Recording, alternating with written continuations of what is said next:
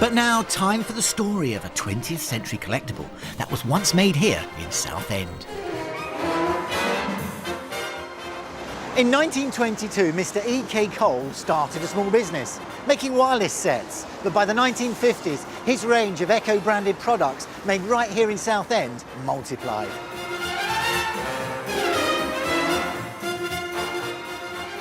The company became one of the largest of its kind in the UK and the town's biggest employer.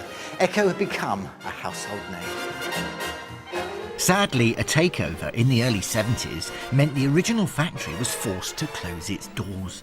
But I can still explore Southend's industrial heritage here at the Central Museum, where many of Ecko's now iconic pieces and memorabilia have been brought together.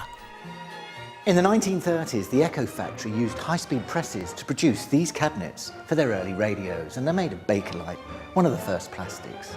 During World War II, the government enlisted factory expertise to produce military items, including dummy bombs and radar equipment.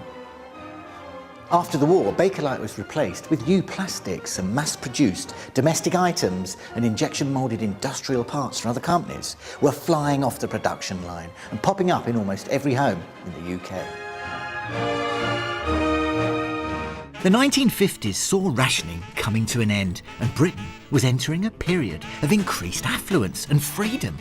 The American way of life heavily influenced British buying habits. People now expected to have items once considered a luxury.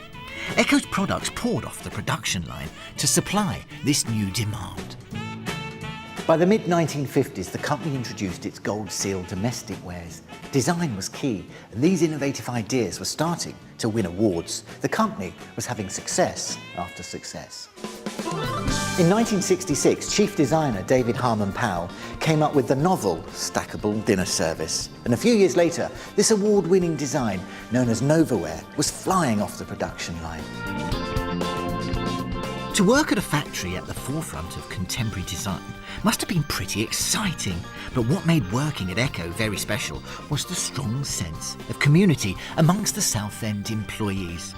They still meet at the Ecko Social Club, and proud member Minnie Bunn is keen to tell me all about factory life. Take a seat and let's have a chat. Thank you very much. That's better, isn't it? Yeah, much better, yes. Yeah, I've got a lot of memories. I bet you have. And I want to ask you about your first day at work. When was it and how old were you? It was in 1934 and I was 14 years of age, and I was only 3'6" in height when I left school. Were you? So they had to make me a little thing so that I could reach some of the benches. You were tiny, I didn't get over that. Yes, I was tiny. And I was a bit nervous, but we were doing components for radios, and I worked my way up to a supervisor. And then during the war years, I went into plastics, and I was working on the biggest machine they had there called Big Bertha.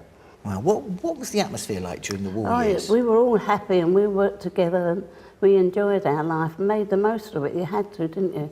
And was it a hard day's work? What time did you start? It was. We used to have shift work during the war years. 2 to 10, 6 to 2 and all night. Really? Sometimes 12 hours at weekends. Did you meet Mr. E.K. Cole? What was he like as a boss? Yes, I did. He was a very nice man, and I met him mainly in the 50s more than what I did before. He was a good governor, yeah, very good. He did a lot of work and he didn't take a lot of credit for what he did. So how important for Southend was Ecko? Very important to Southend, because if it wasn't for Mr. Cole, a lot of people would have had to go elsewhere to look for work. There was one time we got up to 8,000 people. That's a lot. So it was a lot of people. He did Southend proud, he really was. So what did you and your colleagues think of the products you were making? Thought they were very good. We had a staff shop, so we could buy any of the items a little bit cheaper. A bit cheaper than what you would in the shops. And we were able to buy blueprints and make your own things. Well, I bought a blueprint of a television.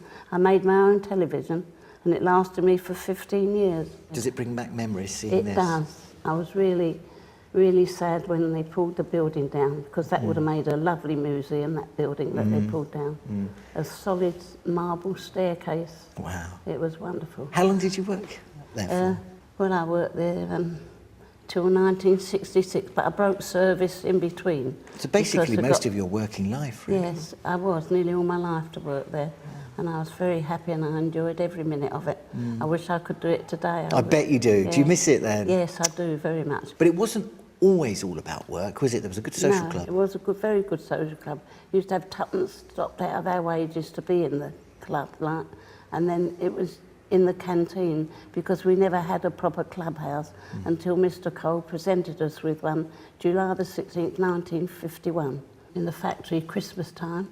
I put a cardigan over my legs because I didn't want to show my knickers, and did cartwheels and splits all up and moving belt. Did you? Yes. Did you get a round of applause Oh for that? yeah, definitely. We remember that well. I remember that. And now I go down practically every evening. Sometimes I have Saturdays off because I like to watch a telly Saturday. And I call the bingo for them. You call bingo, do you? I book the DJs for Thursday and Saturday because we had ballroom dancing. Monday nights we have jazz. And all this at the age of All 88? Yes. Do you know what? You're a great example to all of us. You're a good role model to how we should be. It's been lovely meeting you. Lovely meeting you too. The unique company that Mr. E.K. Cole created may have sadly closed its doors, but as well as leaving its mark on the design world, it's also clearly earned a special place in the hearts and minds of many people in Southend.